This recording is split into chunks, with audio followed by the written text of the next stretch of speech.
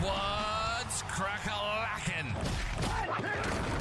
Welcome in to My Mind is a Weapon Fantasy Football Show. Welcome into episode 136, everybody. I am your host, SleezBall. Today's episode will be my Week 10 tight end rankings. We're going to go through top 28, maybe top 30 here because you have 4 teams on a bye. And when you get to the bottom of the barrel of the tight ends, it's, are you really even going to start them is the question here. So before we dive into it, make sure you smash that like, make sure you smash the subscription, turn that bell on. It helps me out a ton. I cannot thank you guys enough for all the support this year. It's been absolutely amazing. Again, if you want to check out my defense, kickers, quarterbacks, running backs, wide receivers, all those rankings are out. This will be my last ranking, the tight ends, and then I'll jump into my stardom sit-ems, get them all out tomorrow, hopefully before the Thursday night kickoff. Again, I fell behind. We waited 2 hours in line for the election yesterday to get our votes in. And man, congratulations, Donald Trump, our new president of the United States. And I will also be live Thursday, Friday, Saturday, Sunday, Monday. Again, I had my birthday last weekend, so I missed a ton of it. Thank you guys who came out for the birthday stream. And if you cannot make any of the live streams, you can always drop any comments you want down below. That is one of my goals as a content creator, is to answer every single question of yours, get you that weekly win, and get you that championship, guys. And let's dive into these tight ends here in Week 10. So if you guys are new to the channel, this is my tight end board for Week 10. Ballers tier at the top, tier 1, tier 2, tier 3, tier 4, tier 5. At the bottom, you will see injuries that have happened on the bottom right. So Eric Allman, my rookie guy from Iowa, I was huge on him coming in. Big injury for him, out for the season. Luke Musgrave still on IR. And on the left side, you'll see the tight ends that are on a bye. They need to be out of your lineups. So you have Brock Bowers in the Raiders, David Njoku in the Browns, Tucker Kraft in the Packers, and Noah Fant in the Seattle Seahawks are all on a bye this week, guys. So make sure they are out of your lineups. And I might be able to replace it for you if you need it this week. So I'm going to give a couple details here about the tight ends that I like down the road here that could possibly fill in for those buys if you need, guys. So tight end 1 on the week, Kittle, diddle, down the middle. This man is on an absolute mission this year. And you get the Tampa Bay Buccaneers. This team ranks 30th versus the tight end. They give up 15.5 points a game. They rank 15th in the red zone. They give up 70 yards to the position, which is second worst in the NFL. And they give up a 0.4 chance for a touchdown. But when I'm looking at this, if you get CMC back out here, which is the most electrifying player in fantasy football, let's be real, it will open up Kittle. It will open up Debo. It will open up for Purcell. It will open up everything. The defense will have to scheme differently. And it looks like he's going to be out there. And with, Ayuk on the shelf for the year, Kittle is just going to absolutely feast this year, man. He might be my tight end 1 the rest of the season all the way. Tight end number 2 is going to be Travis Kelce. And look what happened. So they bring in DeAndre Hopkins. DeAndre Hopkins opens it up for Travis Kelce even more. He sees 16 targets and 14 receptions. But think about who it was against. The Tampa Bay Buccaneers, who George Kittle is playing this week. So this is why George Kittle is one of my favorite smash plays, number 1 tight end of the week here. And Travis Kelce and the Kansas City Chiefs, they're going to be heading into Arrowhead here, another home game for them. And Patrick Mahomes finally has his first 20-point game. So they're starting to pick up a little bit. And they get the Denver Broncos. Now, if the Denver Broncos have a weak spot on defense, it's the tight end. And this is how good their defense is. They rank 10th versus the tight end, giving up 10.1. That's their weak spot. So that's crazy to say right there. They rank 6th in the red zone, so about a top 8 defense all the way around. 41.3 yards, which is top 10 in the NFL, and a 0.2 chance for a touchdown. But when you have Surtain probably going to be guarding D-Hop, I don't know if you watched my wide receiver video. I don't know if that's going to happen because Zay Flowers last week, Surtain did not. It's just going to open up more and more for Travis Kelce, and then Travis Kelce going to open up more and more for D-Hop. This duo is going to be nasty the rest of the way, and it's going to be something I'm just enamored to watch. Tight end 3. I almost called the tight end 1 last week, man. I had Cade Otton as my tight end 1. He was tight end 2 on the week. It was so close. The Tampa Bay Buccaneers are going to get the 49ers. Now they're coming off a bye. They're getting healthier. You're going up against Fred Warner. It is a tough matchup. I mean, the 49ers are a very good defense versus the tight end. They rank 12th. They give up 10.2 points per game. They rank 14th in the red zone, so a top 13 defense all the way around. They only give up 38.2 yards, which is top 7 in the NFL, and a 0.2 chance for a touchdown. But look at the volume he's seeing, guys. He's had 50 points in the past 2 fantasy games. That's 25 points a game without Godwin and Evans. He is the focal point. He has seen 21 targets, a 10.5 target per game average, and about 79 yards per game, and 3 touchdowns in 2 games. How can you not like this guy as a start the rest of the way? The connection with him and Baker Mayfield is becoming ridiculous. And Kate Otten, man, it's just, you can start him probably the rest of the season here. Tight end 4 on the week, the touchdownless Trey McBride, which is absolutely crazy to me that this guy has not found the end zone and he's tight end 4 on the year. So just think about that. His last five games, let's go with his last 5 games since the injury in week 4, right? He's had a 10-plus game every single game. He's had a 20-point game. He's had a 17-point game, and he hasn't found the end zone. The volume is becoming massive for Trey McBride. And Marvin Harrison is struggling, guys. I know he's had 2 pop games, but there's not consistency there. The consistent player for the Arizona Cardinals is Trey McBride. Now, the matchup you're going to get is not great. The New York Jets defense is 6th versus the tight end. They give up 9 points a game. They're number 1 in the red zone with 0 points allowed. They have allowed 0 touchdowns to the tight end position. So nothing on paper looks great here going up against the Jets. But volume is king, and when you're getting this many targets and this many looks, and you're this phenomenal of a player, I'm still going to put Trey McBride in my top 4 tight ends. It is going to be a tough matchup though for them. Tight end number 5 on the week is going to be Evan Ingram, the Jacksonville Jaguars. And if you watched anything last year, right? So when Christian Kirk went down at the end of the season, Evan Ingram pretty much won fantasy football championships just like David Njoku did, right? You get the Minnesota Vikings this week. The Minnesota Vikings, this is their strength, is the tight end. So I'm throwing like all the numbers out the window here. So they rank 8th versus tight end, give up 9.8. They rank 23 in the red zone, so there's a high touchdown upside there. They give up 42 yards, which is top 10 in the NFL, and they give a 0.2 chance for a touchdown per game. But you have Christian Kirk out, BTJ, right? He's probably going to have a big game here as well. And there's a couple Trevor Lawrence things right now that are very nerve-wracking that I just saw on my phone that that they bring up another quarterback right now off the roster. So Trevor Lawrence isn't out there. I'm dropping everyone down. But as of now, I'm going to play it like he's still going to be out there.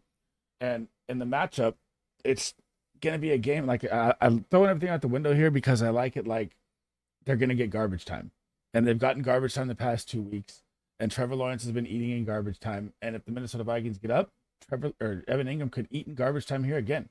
And with Christian Kirk out, his numbers should be even higher. So I like Evan Ingram as my tight end 5 this week. My tight end 6, and we're going to talk about them both because this is the first time I'm raising him up as well. I've been really low on Likely. So I have Likely down in tier 3. They get the Cincinnati Bengals, guys. The Cincinnati Bengals really struggle versus the tight end. They are ranked 27th. They give up 15 points a game to the tight end position. They're ranked 29th in the red zone. That's 3rd worst. They give up 58.4 yards, which is bottom 5 in the NFL there as well, and a 0.6 chance for a touchdown. And you're in a 52.5 over-under Thursday night football game, where Thursday night football games have been high scoring this year. Usually they're not. And you're going to need points here. And it's going to be a game where I want every single starter. So if you need a tight end play, like this is what I'm talking about. Like say you have Brock Bowers and Njoku or Tucker Kraft on a bye. I like Isaiah Likely as a throw-in in this game this week because I feel like his athletic ability is going to possibly find him a touchdown this week, even though the addition of Deontay Johnson has shut down the 11 personnel kind of. So they're not running their 2 tight end sets as much, and Rashad Bateman's having a little breakout. So this is like the only week I'm raising up Isaiah Likely. Tight end number 7, and I'm afraid of the game script here. Kyle Pitts. He had a rough game last week. He had 1 point, right? That really hurt. He had a good matchup last week. He gets another good matchup here this week against the New Orleans Saints. And it's like that game where, do I think the Saints are even going to stay in it? That's why I'm kind of scared. So the Saints rank 16th. They give up 11 points. They rank 10th in the red zone, so a top 13 defense versus the tight end. They give up 56.1 yards, which is bottom 15 there as well. But Chris Olave is going to be out. You're going to have just Alvin Kamara out there pretty much by himself. They trade away Marshawn Lattimore, their best corner. We don't know if Drake London's going to go there. So if Drake London's out there, you can boost Kyle Pitts up a little more. But still, I think it's going to be more of a Bijan Algier game here, but I'm still going to keep Kyle Pitts at tight end 7 because the connection is growing with Cousins, and I like it a lot.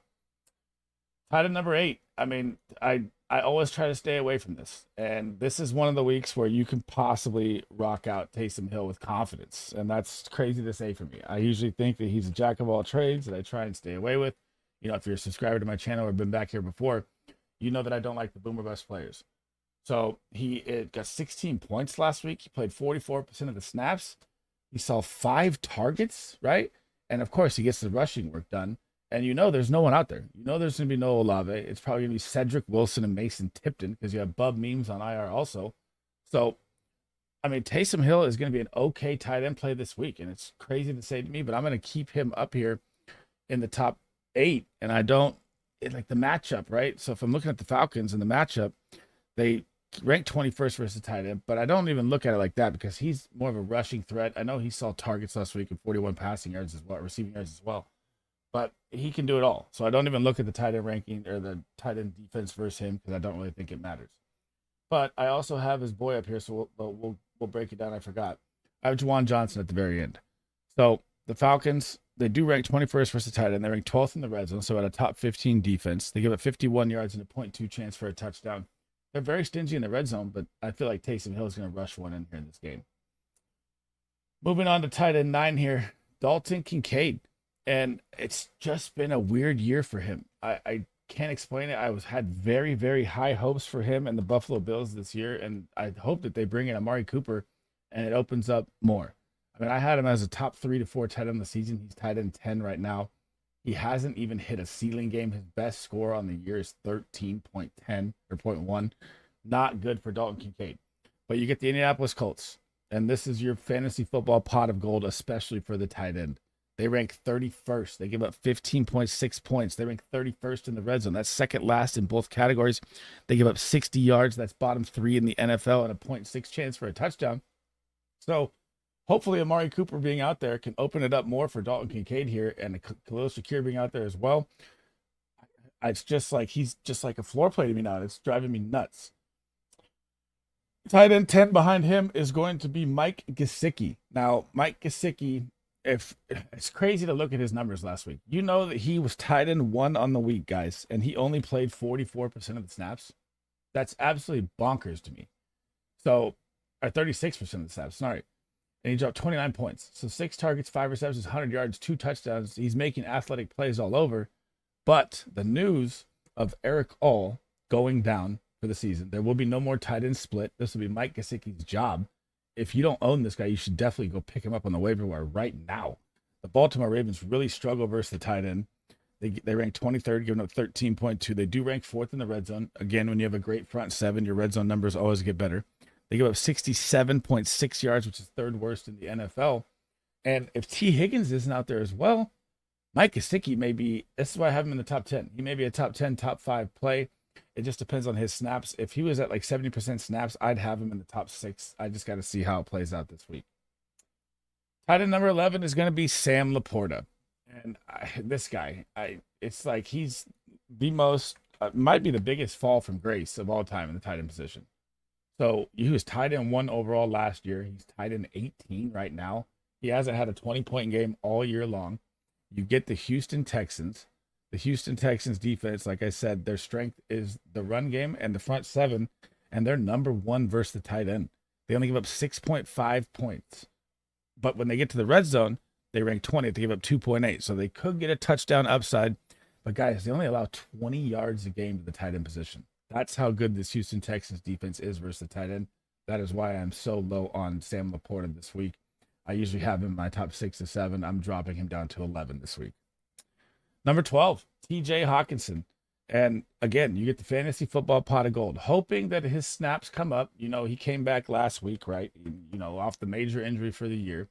And he only played 45% of the snaps, but he still saw 4 targets. So let's up that to 60, 70% snaps and see where it's at, right? So you get the Jacksonville Jaguars here. They rank 24th versus the tight end, giving up 13 points a game. They rank 27th in the red zone, so very high touchdown upside here. 53.9 yards, which is middle of the pack there, and a 0.6 chance for a touchdown. And they can't stop anything, man. They can't stop the quarterback. They can't stop the run. They can't stop the wide receiver. They can't stop the tight end. And as he gets more acclimated here off the injury, he's going to be higher and higher on my rankings.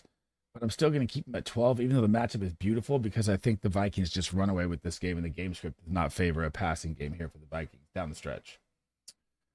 Tier 2, number 1, tight end number 13, someone you need to start looking at now. It's becoming real. Like people, I've been saying this for like 3-4 weeks now about Jonnu Smith and how he's going to get more involved in the offense. And look what's happened. Since Tua's come back, he only played the first 6 games of the year. He was under 40, never played over 45% of the snaps. And then when Tua comes back week 8 against Arizona, he plays 66. Then when Tua comes back against Buffalo, when Tua comes back against Buffalo here, or sorry, Arizona. That's right, I'm blanking, and they got that safety. He's played 70% of snaps, so now he's getting more and more involved. His targets are up to averaging 6.5 a game, averaging 45 yards a game here, and you get the Los Angeles Rams on Monday Night Football. The Los Angeles Rams really struggle versus the tight end. They rank 26. They give up 14.8 points. They rank 26 in the red zone. They give up 59.2 yards, which is bottom 15 there as well, and a 0.5 chance for a touchdown. And when you have to worry about Waddle, you have to worry about Hill, you have to worry about HN, whose receiving game is insane through the air. He's going to average like 120 receptions on the season if you average it out right now. So he should be running free here in this game, and a very, very great option if you have Brock Bowers, David Njoku, Tucker Kraft on a bye. I am 100% okay with starting Jonnu Smith. I think he's going to absolutely smash this week. And look, I even rank him ahead of Jake Ferguson. So Jake Ferguson coming in my tight end 14. The wheels are falling off for Dallas. Could he be Cooper Rush security blanket? Yeah. Do I trust Cooper Rush at all and how this offense is going to look? No. Do I love Jake Ferguson as a tight end? Yes. It really pains me for this situation the Cowboys are in. I think their season is just over, guys. I know he saw 10 targets last week versus Atlanta. I mean, you get Philly, right? Philly's number 4 versus the tight end. They give up 8.4 points. They're number 7 in the red zone, so they're a top 5 defense all the way around. They give up 41 yards, which is top 10 there as well. And they've given up 0 touchdowns to the tight end position on the year. 0. So, man, Cooper Rush at quarterback really, really hurts all the Dallas Cowboys, hurts Jake Ferguson, hurts CeeDee Lamb, hurts Dowdle, and I think it's coming to an end here for the Cowboys. Coming in behind him is Dallas Goedert, and you got to pay attention for the injury updates here. I thought he would be back last week. I mean, I don't even know if he's going to be back this week. It says he's fighting the hamstring. They probably could hold him out. I don't like Grant Calcaterra, even if Dallas Goedert isn't out there. And you get the Cowboys, right? So do the Eagles play it safe, and do they hold out Goddard one more week because they're going to be going up against Cooper Rush? They should. But if Dallas Goedert's out there, I'm going to keep him at tight end 15. He was close last week, so I figure he's going to be out here this week. Again, this is early, so make sure you're paying attention to the injury updates here.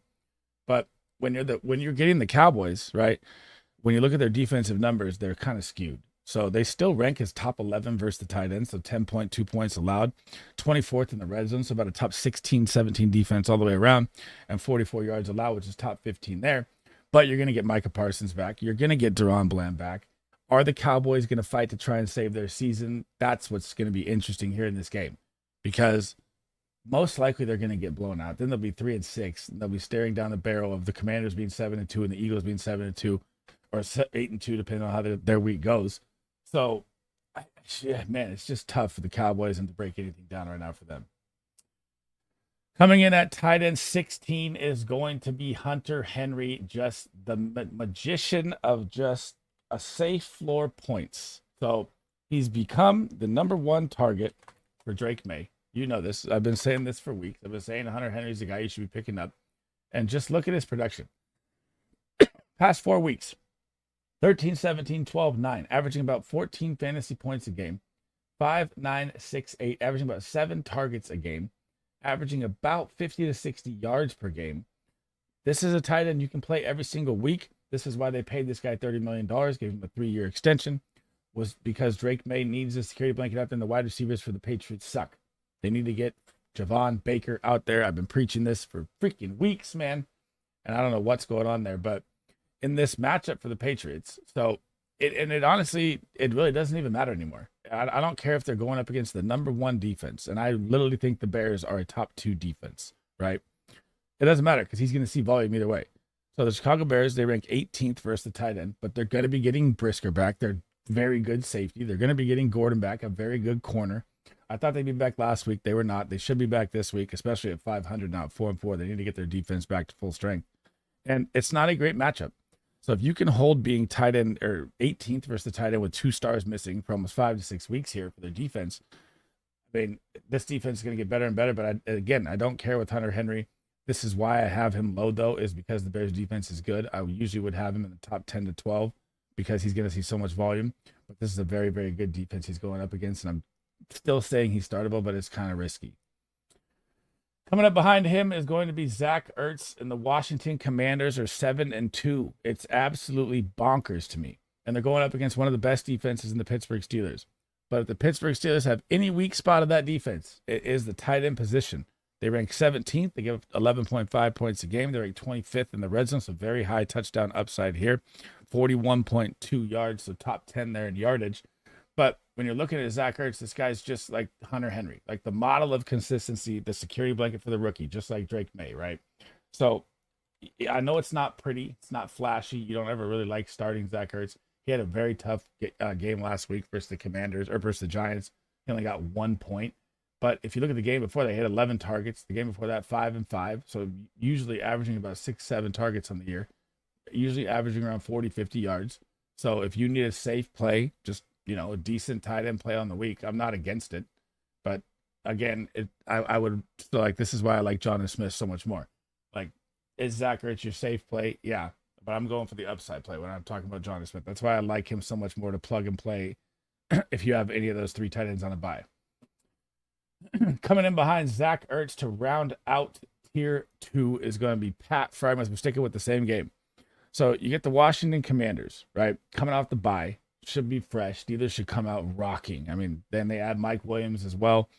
But maybe that opens up more for Pat Freiermuth. I've never really been that high on Mike Williams. I know he's a go-getter, big guy, red zone threat. I know all that. But he's always hurt. So I don't really find him that, enticing to the offense like other people. But they rank 14th versus the tight end. And the Commanders made a change in week 3 to go to single high defense. They used to be bottom of the barrel everywhere. They used to be bottom versus the tight end, bottom versus the wide receiver, bottom versus the running back. Now they bring in Lattimore. And this defensive scheme change they made has just really turned around their season. And I still like Pat Freiermuth as a tight end play, but I don't really love it here this week. Now we're getting into the nitty gritty, guys. Tier 3, Cole Kmet, the Chicago Bears. And again, I had Kmet on a sit-em for like the past 2 weeks. I know he has a couple pop games. I hit both those sit-ems. And look at last week. He played 85% of the snaps against the Arizona Cardinals, which is a great matchup. And he did nothing with it. So when you have Rome Odunze, when you have Keenan Allen, when you have DJ Moore, when you have DeAndre Swift, who's a pass catching back as well, you're pretty much 5th in the pecking order. So it's very touchdown dependent with him. I mean, I know you get the New England Patriots, and the New England Patriots rank 20th versus the tight end. They give up 11.7. They rank 18th in the red zone. They give up 51 yards and a 0.3 chance for a touchdown. I don't like Cole Kmet in this game, and we're in the tough area now. Tight end behind him is me, Dalton Schultz, and I said it last week, man. I was like, Nico Collins is out, Stephon Diggs is out. I still don't trust this guy, and neither should you. I mean, this matchup is not great. Either way you look at it, you're going up against the Detroit Lions, who are number 2 versus the tight end. They give up 7.2 points. They're number 8 in the red zone and 30 yards allowed, which is top 3. And even if Nico Collins is not out there, you'd think he should see more volume, and it just doesn't happen. This is why I stayed away from Dalton Schultz the whole way this year, and I don't like him this week, especially against the top defense versus the tight end. Heading out of tier 4 here is going to be Ja'Tavion Sanders, and he's becoming interesting now, guys. So I really liked him coming out of Texas a ton. I liked his scouting profile, everything. I watched a ton of tape on him. And look what's happened here. So this is something you have to pay attention to right now. That they trade away Jonathan Mingo. They trade away Deontay Johnson. They still have Adam Thielen. They don't know if he's going to be out there. But Ja'Tavion Sanders had a 13-point game. He saw 5 targets, 87 yards. This guy is actually athletic, man. And he can grow a little connection with Bryce Young here. I know it's never going to be pretty in the Panthers offense, and the New York Giants are very good versus the tight end. They're number 3. They're number 3 in the red zone as well. They only give up 7 points a game, 35 yards a game in the tight end position. But still, you're probably going to see more volume here, and definitely a tight end you should be keeping your eye on here, because as the connection grows, he's only 20. He's 20 years old coming in too. So I always liked Ja'Tavion Sanders, and I'm glad he's getting a little breakout here. I still don't trust it though. Tyler Conklin coming in behind him, the New York Jets, and it kind of just feels like it's going to be the Devontae Adams and Garrett Wilson show from here. So I know you get the Arizona Cardinals. They rank 13th. They give up 10 points a game. They rank 11th in the red zone. They give up 46 yards, which is the middle of the pack. And when you're 4th in the pecking order, this is kind of like a Dalton Schultz thing. You're going to be behind Breece Hall in catches. As soon as Lazard comes back, he's really out of the picture. So I'm going to keep him tier 4, tight end 2 down here. Will Dissly coming in behind him, and it's been an interesting ride here with him. But the matchup, against the Tennessee Titans, I just don't see a lot of volume happening here for him. His snap share has still been up in the 70s, which is nice to see. His target game kind of blundered there against Cleveland. And you're going to get a game against the Titans here where if he doesn't score in the first drive, it's probably going to get ugly. So the Titans rank 7th versus the tight end, 19th in the red zone. So there is a touchdown upside there and 37.2 yards, which is top 10. But I see the Chargers just blowing them out of the water and becoming a J.K. Dobbins game here and not a lot of passing volume. Tier 5, tight end number 1 is going to be Colby Parkinson of the Los Angeles Rams. And as soon as Puka Nacua and Cooper Kupp are back, I try to tell you guys this guy was going to fall off. And look what happened. He only played 42% of the snaps last week, 0 points. Do we really even talk? We were playing against the Miami Dolphins. The Miami Dolphins versus the tight end, they ranked 9th, so they're a top 10 defense. They ranked 9th in the red zone as well, only giving up 44 yards and 0.1 touchdowns on the season. Possibility versus them, so I don't like this at all for Colby Parkinson.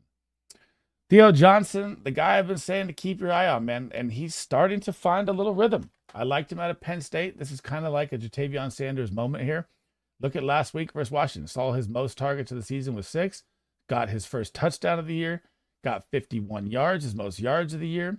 And now you get the Carolina Panthers. I mean, not a bad dart throw play if you need. I still don't trust it. I think it's going to be more of a Malik Neighbors, Wan'Dale Robinson game here. But the Panthers rank really bad versus the tight end. They rank 29th, giving up 15.4. They rank dead last in the red zone. They give up 58.8 yards, which is bottom 10 there as well. And a 0.8 chance for a touchdown, which is super high for a tight end. So dart throw here if you need. Say if you're in a competitive 12, 14-man league and you have Brock Bowers or Njoku or Kraft on a bye, I'm okay throwing in Theo Johnson in a game in Munich where he can have a great chance to score here. Rounding out the end here is going to be Chigakonkwo and Dawson Knox. We're at the bottom. I'm not really going to talk about it here. If you want to throw them in, you can. Dawson Knox, I talked about with Dalton Kincaid. Very good matchup. Chigakonkwo and the Tennessee Titans do not have a good matchup at all. So I don't even need to say anything there. And that is the roundabout for the tight ends. Thanks for rocking with me today, guys. That is the end of the episode. That is my tight ends for week 10. I think we went through 28 or 30 of them. I got to count it again. But when you get to the bottom of those tight ends, you don't really need to pay attention to it because most people aren't going to start those guys anyways. So before we head out, guys, make sure you smash that like. Make sure you smash that subscription. Turn that bell on.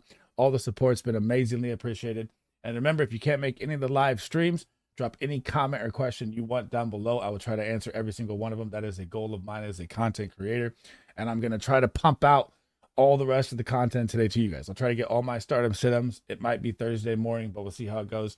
And then I'll be live on Thursday before the game for 2 hours, taking questions, everything you guys want, doing a couple drafts, stuff like that. So that's it for me in this episode. Hope to see you guys in the next one. SleezBall out.